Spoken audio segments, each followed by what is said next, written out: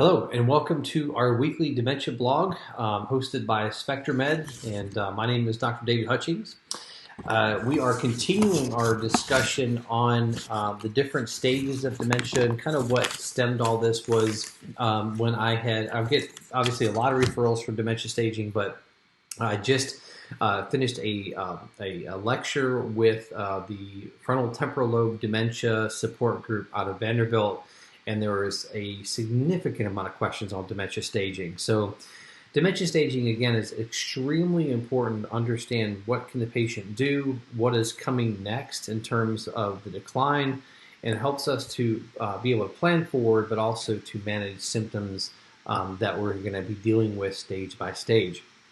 Before we dissect into stages 5 through 7, last week we talked about stages 1 through 4. One of the main questions I get a lot is how long does it take for a patient to progress, say, from stage 4 to stage 5, or from stage 3 to 4, or whatever. And it's very, very difficult to say. Typically, I will say this as a general guideline, that in late onset Alzheimer's disease, we will see patients progress fairly slowly. So you could say, 8 months to a year on a general, very general comment from stage to stage. It could be longer, it could be shorter.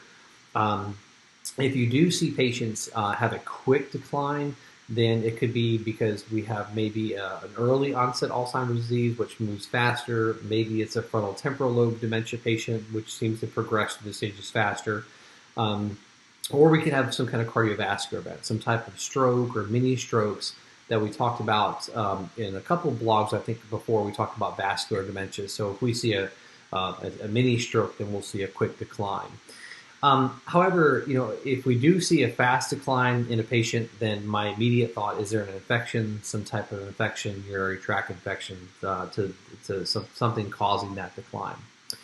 So let's dive into stages 5 through 7 today. Stage 5 is very, very important. It is called moderate dementia, or we also call it a moderate to severe cognitive impairment. Stage 5 is critical because this is the stage that patients are no longer able to survive on their own, in their own home, without some type of assistance. They start to forget personal details, their addresses, definitely names of people in the families, and they require a lot more help with what we call activities of daily living, which is going to be bathing, dressing, grooming, toileting, hygiene, those types of things. Again, as I mentioned before, this disease is something that impacts more than just our memory and cognitive abilities. It impacts everything, and also physical. And we start to see this as we move into stage 6. That is more what we call moderate to severe dementia, or we also call it a severe cognitive impairment. Here is where we start to have problems remembering our spouse, also more of the long-term memory issues there, and we also start to see incontinence becoming an issue here, which again, with the incontinence brings in infection from UTIs, and then we have delirium on top of an existing dementia, so it can be very, very difficult to deal with.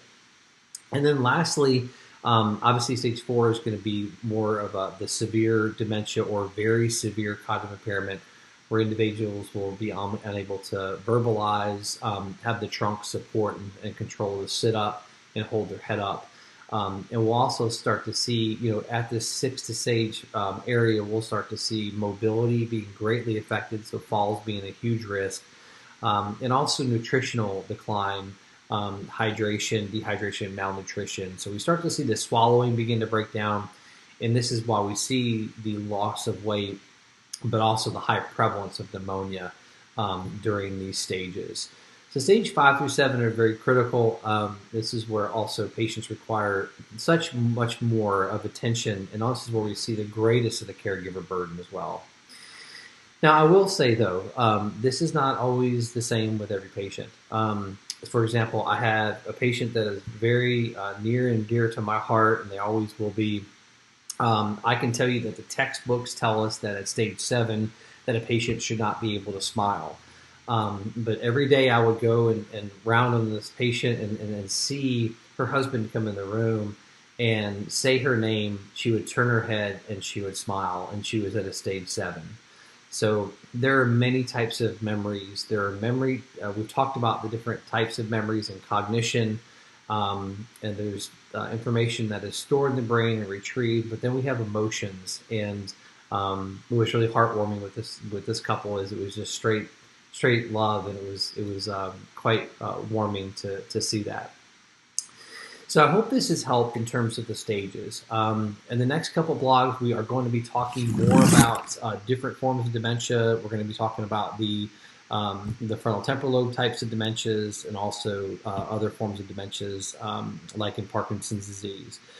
Then we'll start to get into many other topics. So I hope that these blogs are informative for you, the clinical practitioner, but also for the caregiver. So I'm trying to make sure that as I deliver the information, I deliver it for kind of the full audience spectrum across everybody that's dealing with this disease.